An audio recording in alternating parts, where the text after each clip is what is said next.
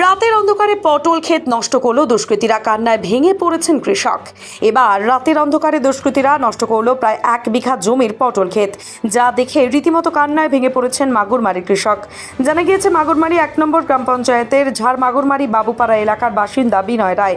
পেশায় কৃষক বিনয় বাবু তার বাড়ির পাশের 1 বিঘা জমিতে পটল চাষ করেছিলেন, আর পটল বিক্রি করে কিছু টাকা আয় করে আগামী কয়েক মাস সংসার চালাবেন বলে ভেবে রেখেছিলেন।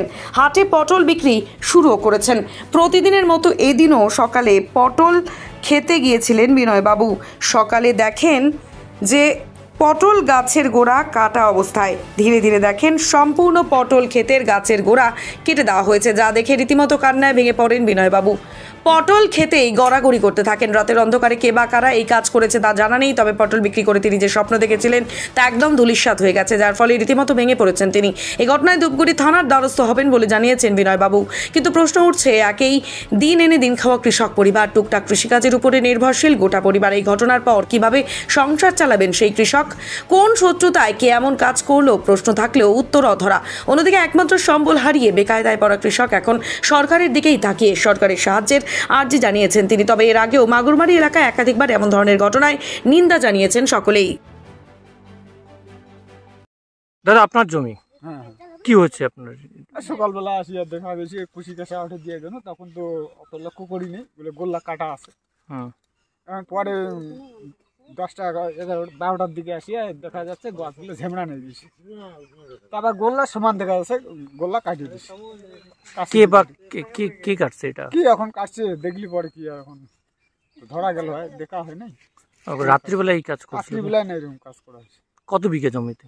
1 বিঘা হবে, এখানে আধা বিঘা, ওইখানে আধা বিঘা। কি চাষ করেছেন? এই পটল গোড়া। পুলিশকে জানিয়েছেন? পুলিশ জানে তো হয়নি। আচ্ছা, তো কারোর কোনো বিরুদ্ধে কোনো অভিযোগ আছে কি, কারোর প্রতি সন্দেহ?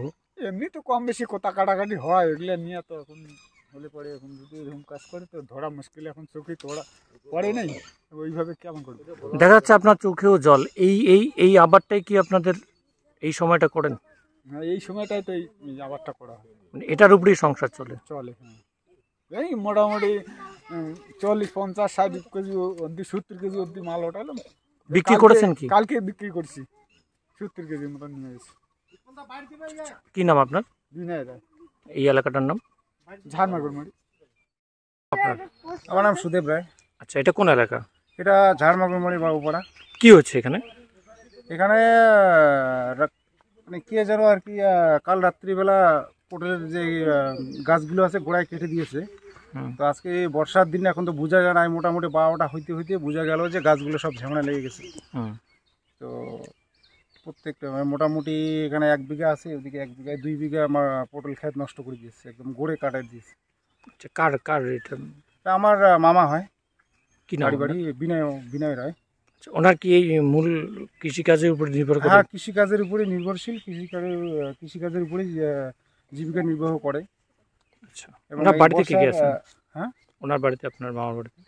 মামার বাড়িতে মামা আছে, মামি আছে, 3 সন্তান আছে, 2টো মেয়ে আছে, একটা ছেলে আছে। মানে কৃষিকাজের উপর করে নির্ভরশীল। এখন কি করবেন?